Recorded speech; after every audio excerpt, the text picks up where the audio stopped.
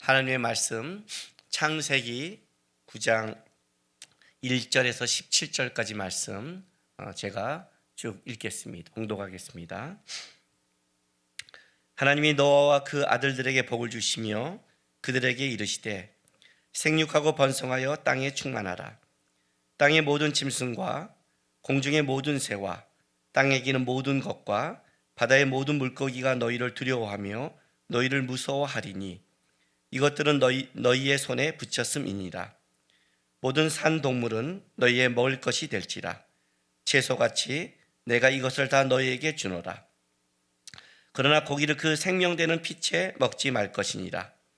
내가 반드시 너희의 피 곧 너희의 생명의 피를 찾으리니 짐승이면 그 짐승에게서 사람이나 사람의 형제면 그에게서 그의 생명을 찾으리라. 다른 사람의 피를 흘리면 그 사람의 피도 흘릴 것이니 이는 하나님이 자기 형상대로 사람을 지으셨음이니라. 너희는 생육하고 번성하며 땅에 가득하여 그 중에서 번성하라 하셨더라.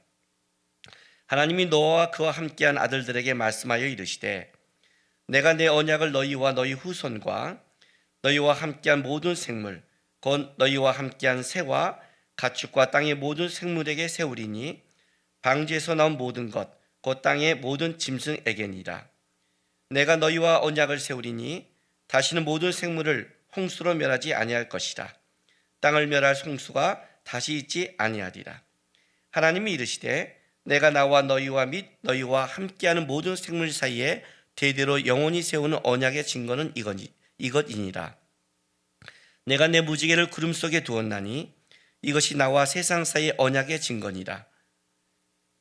내가 구름으로 땅을 덮을 때에 무지개가 구름 속에 나타나면 내가 나와 너희와 및 육체를 가진 모든 생물 사이에 내 언약을 기억하리니 다시는 물이 모든 생물을 멸하는 홍수가 되지 아니할지라.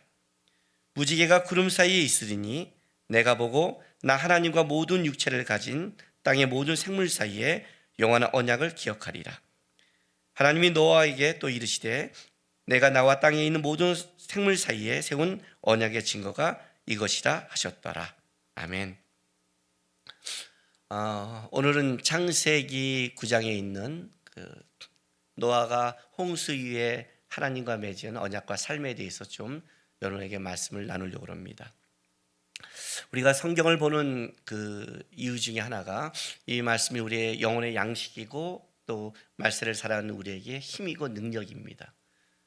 그러나 하나님께서 그 성경의 말씀을 그때그때 한 게 아니라 1600년 동안 믿음의 선지인들을 통해서 기록했다는 것은 그 역사 속에 기록했다는 것은 그들이 살아가는 삶의 역사가 과거의 역사가 아니라 지금 현재를 살아가는 말세를 살아가는 우리에게 동일한 진리요 동일한 우리에게 가르쳐주는 메시지가 있기 때문에 말씀을 기록한 겁니다. 성경을 보면 뭘 나왔냐면 우리 믿음의 선배들의 실제적인 삶, 고민, 거기에 어떻게 그들이 살아갔는가가 지혜가 나오고 그 믿음의 선진들을 끌어간 하나님의 뜻, 방법 이런 걸 우리가 배우게 되기 때문에 말씀을 봐야 됩니다. 특별히 창세기 9장의 이 노아의 이 삶은 아마 인류 역사 속에 노아만큼 가장 극변한 환경의 변화, 삶의 변화를 겪은 사람은 노아가 아마 최고라고 저는 생각합니다. 왜냐하면 홍수 전과 홍수의 삶은 완전히 다릅니다. 홍수 전에는 위에 하늘 궁창이 있었고 환경이 굉장히 좋았죠. 인간들도 1000년 가까이 살 만큼 생명도 굉장히 오래 살았고 또 동물들을 잡아먹지 않았기 때문에 동물과 사람의 온화한 관계가 있었습니다. 그런데 홍수로 사람들을 심판한 이후에 쉽게 말하면 천지개벽이 일어난 거죠. 모든 지형이 다 바뀐 겁니다. 우리가 가끔 그 홍수 전에 에덴 동산이 어딜까 추적하는데 그건 무의미합니다. 왜냐하면 홍수 때 모든 그 지각과 모든 것을 다 하나님이 깨버린 겁니다. 하늘에 물만 내린 게 아니라 땅의 것도 터져서 완전히 새로운 지각 변동이 일어났고 그리고 나서 어떤 세상이 왔느냐? 혹독한 세상이 왔습니다. 창세기 8장 22절에 보면 땅이 있을 동안에는 심음과 거둠과 추위와 더위와 여름과 겨울과 낮과 밤이 쉬지 아니하리라 합니다.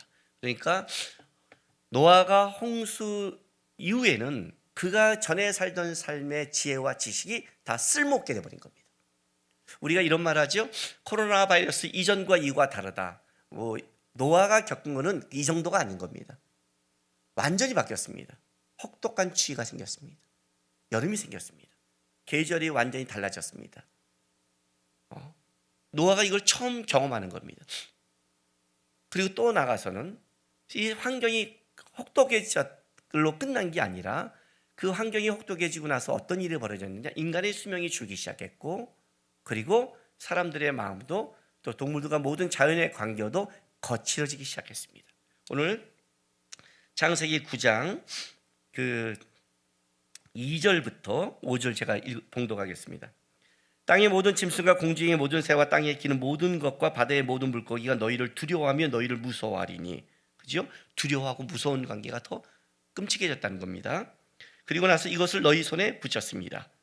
모든 상동물은 너희의 먹을 것이 될지라 채소같이 내가 이것을 다 너희에게 주노라. 그러나 고기를 그 생명되는 피채 먹지 말 것이라. 내가 반드시 너희의 피 곧 너희의 생명의 피를 찾으리니 짐승이면 그 짐승에게서 사람이나 사람의 형제면 그에게서 그의 생명을 찾으리라고 말씀합니다. 이건 이런 뜻을 가지고 있습니다. 짐승을 우리에게 먹거리 됐다는 것은 그들의 생명을 우리가 취하는 거니까 그들은 어떻게 돼요? 우리를 두려워하죠. 두려워하면서 또 뭐가 나타나냐면 자기를 보호하는 본능적이 나타납니다. 쉽게 말하면 공격하기 시작하는 거예요. 사람과 짐승의 관계가 우호적이지 않다는 겁니다. 무서운 관계가 됐죠. 실제로는 이게 이제 거칠어진 세상이에요. 이 말은 무슨 말을 하면 이런 뜻을 갖고 있습니다. 사람이 강팍해지기 시작했다는 겁니다. 이제 그걸 뭘 반증하냐면 하나님이 우리에게 먹거리를 줬던데 굳이 우리가 동물의 것을 먹거리로 취할 마음이 없는데 하나님이 굳이 동물을 잡아먹으라고 말씀하시지 않는다는 거죠. 인간들이 이제 동물을 뭐예요? 잡아먹기 시작했는데 하나님이 만약에 이걸 허락하지 않으면 인간은 어떻게 되느냐? 다 진짜 끔찍한 죄 가운데 빠지는 겁니다. 그러니까 우리의 수준에 맞게 하나님이 완화시켜 준 거예요. 그런데 먹을 때 생명되는 피채 먹지 말라고 그럽니다. 그리고 아주 엄중하게 말하고 뭐라고 말씀하시냐면 만약에 그렇게 한다면 내가 그 생명을 찾으리라. 짐승이면 짐승에서 사람은 사람에게서. 이제 이 말은 무슨 뜻이에요? 사람이 완악하고 강팍해진 거죠. 그죠? 우리가 그렇지 않는데 하나님이 그 말을 하지 않죠. 우리 아이들을 혼낼 때 너 이렇게 한번 하면 너 진짜 내가 이때는 사람처럼 안 돼. 팰 거야. 이건 뭐예요? 가능성이 있기 때문에 그렇게 말하는 거지. 걔가 그럴 가능성이 없는데 그 얘기를 할 이유가 없는 거예요. 무슨 말이냐면 사람들의 악함이 그냥 고기만 짐승을 잡을 것이 아니라 생명을 피를 즐겨하는, 피를 먹는 것도 되지만 피를 보는 것을 두려워하지 않는 거예요. 그건 굉장히 강팍해진 거죠. 홍수 이후의 인간의 삶이 인간이 갖고 있는 것이 얼마나 강팍해졌냐면 하나님이 미리 고기를 먹는 것까지는 허락하지만 생명까지 너희가 업신여긴다면 너희의 생명도 내가 업신여길 것이라는 것을 경고했다는 것은 굉장히 완악하고 거칠어진 거예요. 이 본문을 보면 노아가 겪은 상황이 이겁니다. 홍수 후에 노아가 겪은 상황이 뭐냐? 아주 혹독한 자연의 세계, 환경의 변화, 또 살아가는 사람과 동물과의 뭐예요? 완악하고 아주 악에 갈 수 있는, 생명도 귀해진 악으로 끌려갈 수 있는 상황이 노아가 맞은 홍수 이후의 상황이라는 겁니다. 우리가 코로나 이후의 상황 속에 그 사람의 삶의 관계가 우리가 이런 말을 하죠. 거리는 멀어도 마음은 가까이. 이제 왜 이런 말을 왜 할까요? 거리가 멀어지면 마음도 멀어지는 상황이 있기 때문에, 그러니까 우리가 그래도 노력하자는 거 아니에요. 그게 이런 광고가 나온다는 것은 코로나 이후의 상황에 우리가 벌써 가장 기침한 콜록하면 어떻게 돼요? 우리 벌써 그 진짜 전염병 보듯이 보잖아요. 저는 천식기가 약간 있어서 좀 이렇게 메마르면 잔기침이 나와요.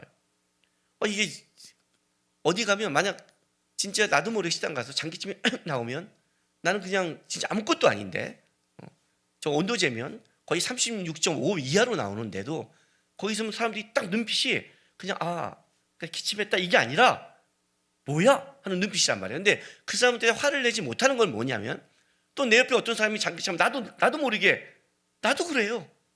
왜? 코로나 발생의 상황이 모두가 자기를 보호할 수밖에 없는 상황이 왔다는 거죠.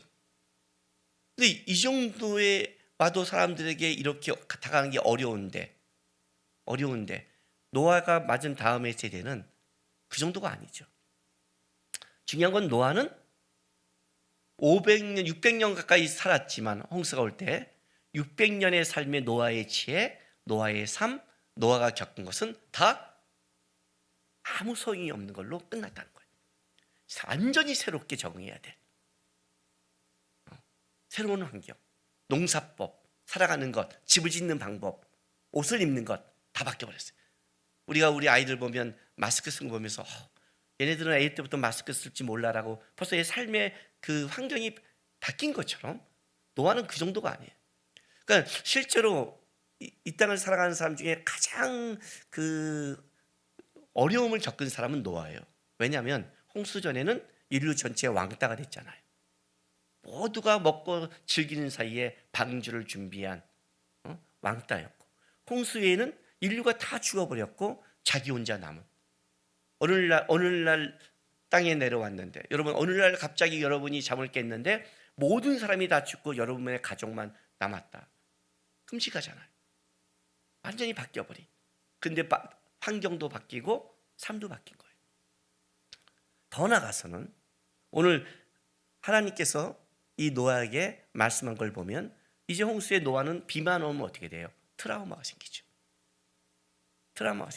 그래서 오늘 본문에 뭐라고 말하냐면 하나님께서 이 트라우마 때문에 무지개 언약을 하는데 이렇게 말씀하세요. 자, 8절부터 10절까지 보세요. 창세기 9장. 하나님이 노아와 그의 함께한 아들들에게 말씀하여 이르시되 내가 내 언약을 너희와 너희 후손과 너희와 함께한 모든 생물 곧 너희와 함께한 새와 가축과 땅의 모든 생물에게 세우리니 방주에서 나온 모든 것 곧 땅의 모든 짐승에게니라. 내가 너희와 언약을 세우리니 다시는 모든 생물을 홍수로 멸하지 아니할 것이라. 땅을 멸한 홍수가 다시 있지 아니하리라. 하나님이 이 언약을 노아와 노아의 가족만 세우는 게 아니라 그 후손, 더 나아가 모든 생물에게 같이 세워요. 왜요? 모든 생물도 사실은 비가 오면 어떻게 돼요? 싹 쓸어버렸잖아요. 이건 엄청난 트라우마예요. 그러니까 노아는 아마 트라우마 하지만 노아 같은 트라우마를 겪은 사람은 없을 것 같아요. 우리가 이 땅을 살아갈 때 이렇게 말하죠. 내가 이 땅에서 어떻게 왕따를 당했는지 알아? 내가 이 땅에서 어떤 트라우마가 있는지 알아? 내가 이 땅에서 어떤 환경을 겪은지 알아? 다 이렇게 말할 수 있지만 만약 그 사람들이 그것 때문에 신앙생활이 못했다고 말한다면 천국에 가서 노아를 먼저 면담을 해야 될 거예요. 노아가 이렇게 부를 거예요. 너 왕따 어느 정도 당했니? 인류 전체에 당해봤니? 나 트라우마 할 때 너 어떤 트라우마가 있니? 모두 죽어버린 거 경험했니? 뭐 이렇게 너 환경이 네가 바뀌었다고? 너 일로 와봐. 노아 앞에 서면 일단 우리 그냥 고개 숙이고 들어갈 거예요. 근데 이런 끔찍한 삶의 변화 속에 오늘 성경을 보면 놀랍게도 노아가 홍수 위에 350년을 살아갑니다. 이 350년의 기록을 기록한 게 창세기 9장의 이야기예요. 근데 창세기 9장은 1절부터 17절까지 홍수가 끝나자마자 하나님이 노아와 맺은 그 언약에 다른 새로운 언약이 있고 앞에는 그 짐승을 먹거리로 주고 피치 먹지 말라는 그게 있고 무지개 언약에 두 가지가 있고 그 뒤 18절부터 끝까지는 350년 삶 속에 노아가 가장 중요한 노아의 삶의 가장 중요한 메시지를 뒤에 하나 딱 기록해놨어요. 노아가 포도주 먹고 술집에 뻗은 걸 갖고 함이 얘기한 그 사건을 기록함으로 그 이후의 삶 속에 누가 하나님의 축복을 받고 누가 저주를 받느냐는 그 하나의 부분만 기록하고 실제 앞부분은 홍수가 끝나고 나오자마자 하나님이 노아에게 맺은 새로운 언약이 1절부터 10절까지 말씀이에요. 제가 이 말씀을 여러분에게 나누고 싶은 이유는 이것 때문입니다. 홍수 이후에 노아는 무엇을 했는가? 홍수 이후에 하나님은 노아에게 무엇을 당부했는가요? 왜냐하면 코로나 바이러스 이후에 우리는 어떻게 살아갈 것인가, 뭘 붙잡아야 될 것인가를 모르잖아요. 근데 딱 이 홍수 이후에 이 사건, 코로나 바이러스 이후에 우리가 어떻게 살지 모를지, 그리고 코로나 바이러스보다 더 시간이 지나서 더 큰 재앙이 이 땅에 와서 우리가 어떻게 살아야지 할 때 바로 홍수의 이 끔찍한 경험을 겪은 노아가 어떻게 살았고 하나님은 무엇을 부탁했는 이 원리와 방법은 변함이 없다는 거예요. 우리도 똑같이 이렇게 하면 된다는 거죠. 노아가 홍수의 첫 번째 한 게 뭔지 아십니까? 변하지 않는 게, 자, 8장 20절, 창세기 8장 20절 볼게요. 노아가 여호와께 제단을 쌓고 모든 정결한 짐승과 모든 정결한 새 중에 제물을 취하여 번제로 제단을 드렸더니 여호와께서 그 향기를 받으시고, 그리고 나서 그 중심에 이르시되 내가 다시는 사람으로 말미암아 땅을 저주하지 않겠다고 약속하십니다. 노아가 나와 첫 번째 한 게 제단을 쌓고 번제를 드렸습니다. 성경에 400번가량 나오는 이 제단이라는 단어가 맨 처음 나오는 게 오늘 이 본문입니다. 처음 나옵니다. 그리고 그 전에 드렸던 아담으로부터 드렸던 범죄 이후에 아벨과 카인이 계속해서 드렸던 제사는 번제가 아닙니다. 번제가 처음 드려진 게 여기서 드린 겁니다.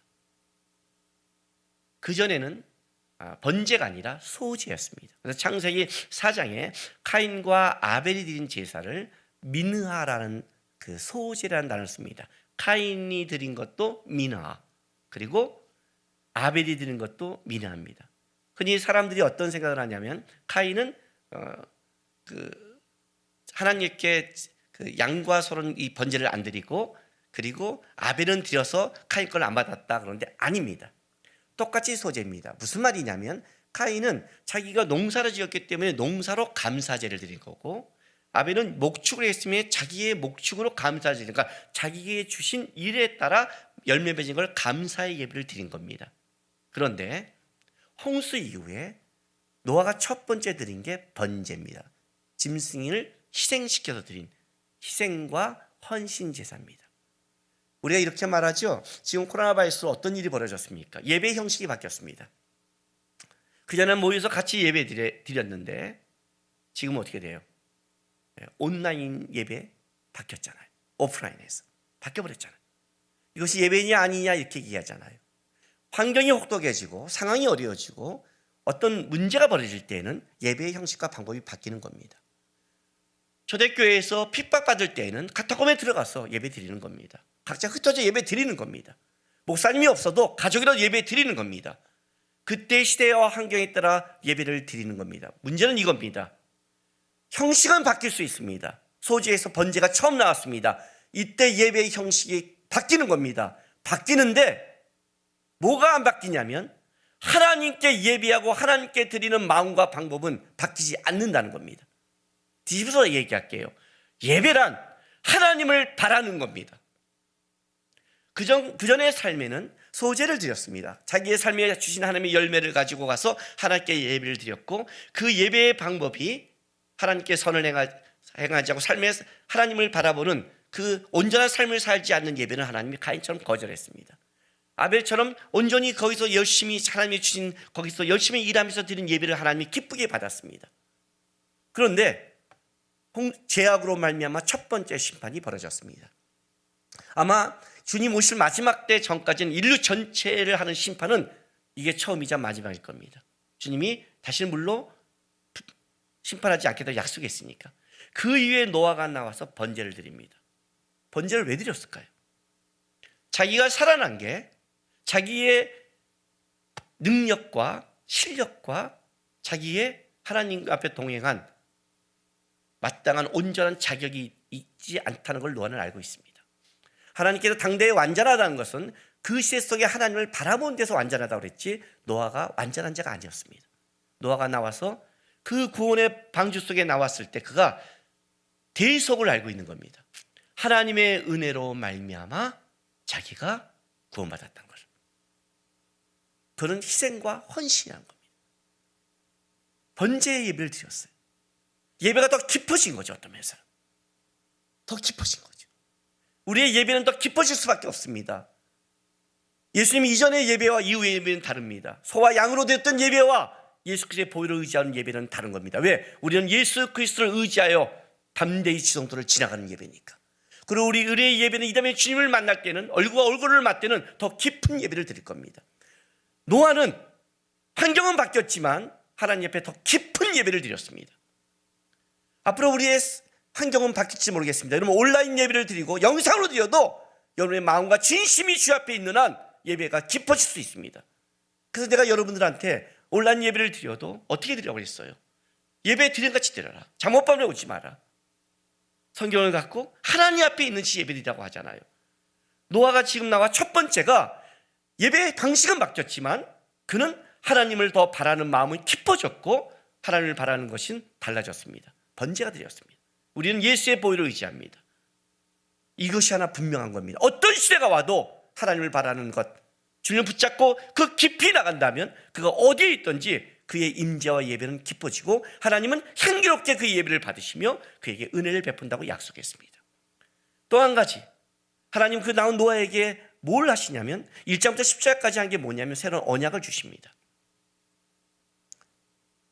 시대가 바뀌었잖아요. 더 악해지잖아요. 우리가 말세 끝에 가면 더 세상은 더 거칠어질 겁니다. 성경은 그 얘기를 하고 있잖아요. 더 난리와 난리, 민족이 더 어려운 시대가 분명히 올 거잖아요. 어떻게 살라고요? 하나님이 뭐라고 그랬어요, 여러분? 내가 세상 끝날까지 너희와 함께 하겠다고 그랬죠. 공의에 끌려도 염려하지 마라. 내가 마땅히 할 말을 주시겠다고 했죠. 분명히 하나님 우리에게 역사한다는 뜻을 가졌습니다. 오늘 이 노아 후손들에게 동물을 먹으라는 것은 어떤 뜻이냐면 우리의 사는 거치는 환경 속에 우리를 극히 이해하시며 하나님이 우리를 끌어가시면서 우리를 보호하시는 겁니다. 단 악해지지 않도록 생명이 되는 피는 먹지 말라 그러고 또 한 가지는 무지개의 언약을 주십니다. 왜냐하면 우리의 트라우마를 아십니다. 우리가 살아가는데 우리의 어려움을 아십니다. 지금 우리는 코로나 바이러스로 갇혀있다고 힘들어합니다. 하나님이 우리의 그 힘듦과 트라우마와 고민을 아십니다. 그래서 뭘 하나님께서 이 무지개의 언약을 주시면서 이렇게 약속하십니다. 9장 12절 보세요. 하나님이 이르시되 내가 나와 너희와 및 너희와 함께하는 모든 생물 사이에 대대로 영원히 세우는 언약의 증거는 이거냐 해서 언약의 증거를 줍니다. 대대로 세우는 언약의 증거. 그 13절부터 이렇게 말합니다. 내가 내 무지개를 구름 속에 두었나니 이것이 나와 세상 사이의 언약의 증거니라. 내가 구름으로 땅을 덮을 때 무지개가 구름 속에 나타나면 내가 나와 너희와 및 육체를 가진 모든 생물 사이에 내 언약을 기억하리니 다시는 물이 모든 육체를 멸하는 홍수가 되지 아니할지라 그럽니다. 하나님이 기억한답니다. 어디에? 이 13절 구름 속에 두었는데 14절 내가 구름으로 땅을 덮을 때 무지개가 구름 속에 나타나면 하나님이 기억한답니다. 이 기억이라는 것은 단순하게 이것이 아니라 이 뜻은 새기다라는 뜻이 있습니다. 내가 내 마음에 영원히 새길 것이다. 무지개를 보는 순간 뭘 새겨요? 내가 다시는 주님 마지막 오실 그날까지 너희를 심판하지 않고 너희를 은혜로 끌어가겠다는 내가 기억을 할 테니까 너희는 두려워하지 말고 어떻게 언약의 증거, 나도 언약의 증거를 바라보고 기억하고 너희를 끌어갈 테니까 너희도 두려울 때면 언약의 증거를 바라보고 그 말씀을 붙잡고 살아가라고 준 겁니다. 그러니까 1장 1절부터 10절까지 하나님이 언약을 준 건 이런 뜻입니다. 너희의 살아가는 생이 더 거칠어질 것이다. 두려울 것이다. 어떡하라? 하나님이 약속한 말씀을 붙잡고 살아야 된다. 재밌는 거는 이 언약의 증거를 어디에 뒀냐면 구름 속에 뒀다는 겁니다. 구름은 트라우마의 징조입니다. 구름이 몰려오면 비가 옵니다. 노아의 아들들도 모든 생물들도 이 물에 한 번 죽어본 두려움을 겪었습니다. 아마 그 두려움이 올 것입니다. 장마가 오면 더 두려울 것입니다. 근데 그 우리의 가장 트라우마가 되는 그 증거 속에 언약의 증거를 집어넣은 겁니다. 그건 만약에 우리가 구름을 보면 트라우마로 죽어버릴 겁니다. 그러나 구름 속에 있는 언약의 증거 무지개를 바라보면 우리는 하나님이 끌어가시고 하나님이 기억하시고 나를 만들 거라는 거기에 소망이 생깁니다. 우리의 환난 속에 언약의 말씀을 뒀다는 뜻입니다. 노아에게 너희가 앞으로 살아갈 때 수많은 환난이 있을 때 이기는 방법이 한 가지밖에 없다. 내가 나의 말을 기억한다. 내가 내 언약의 증거를 기억한다. 내가 너에게 준 말씀을 기억하고 있다. 나는 잊어먹지 않는다. 나는 이대로 할 것이다. 마지막 때 민족이 환난이 어려움이 재앙이 오는 것도 언약의 말씀이라면 내가 세상 끝날까지 널 지킨다는 것도 언약의 말씀이라는 걸 기억하셔야 됩니다. 여러분, 환난의 말씀만 기억하면 우리는 죽어버릴 수밖에 없지만 이 환난 속에 하나님이 약속한 말씀을 기억하면 살아날 수 있습니다. 새로운 환경, 거치는 환경 속에 살아가는 노아에게 하나님이 주신 게 이겁니다. 너는 하나님을 바라는 예배를, 그 속에 향기로운 예배를 드려라. 내가 받을 거다. 그리고 너는 환난 속에 나의 말씀을 붙잡아라. 그러면 내가 기억하고 너를 끌어가겠다. 어떠한 환경이 와도, 어떠한 어려움이 와도, 어떠한 환난이 와도 염려하지 마라. 거기엔 내 약속의 말씀이 있다. 무리를 걸어오는 예수를 바라보면서 베드로가 폭풍을 바라볼 때는 빠졌습니다. 예수를 바라볼 때 걷는 겁니다. 코로나 바이러스로 더 어떤 시대가 올지는 저는 모르겠습니다. 그러나 여러분 기억하십시오. 트라우마 하지 마십시오. 나도 모르게 그 말을 듣고 나도 모르게 트라우마에 갇힙니다. 우리가 어떤 트라우마, 어떤 환난과 어려움이 있어도 명심해야 됩니다. 그 가운데는 예수가 계시고 하나님의 언약의 증거가 있습니다. 제가 청년 때 이렇게 어려움을 벗어난 적이 있습니다. 그때는 참 말씀을 깊게 연구하지 못했습니다. 근데 말씀을 읽다가 내가 진짜 은혜가 되는 말씀을 이 형광펜으로 이렇게 줄을 그어놓은 적이 있었습니다. 계속 너무 어렵고 집안의 이 환경이 확 변해서 힘들어서 어떻게 기도도 안 나고 찬송도 안 나고 말씀도 못 읽은 그 순간에 제가 뭘 했냐면 내가 은혜 받은 말씀 줄 긋은 것만 계속 찾아서 봤습니다. 왜냐하면 내가 너무 은혜 받아서 그어놓은 거니까요. 너는 내 아들이라. 내가 너 이름을 알고 기억한다. 세상에서 너희가 환난을 나 담대하라. 내가 너희와 함께하리라. 예수님의 다 이뤘다. 이런 말씀을 다 보고 있는데 그 말씀을 형광펜을 보는 말씀을 끝까지 찾아가기도 전에 중간에 제가 회복이 됐습니다. 그 말씀 속에 회복이 일어났어요.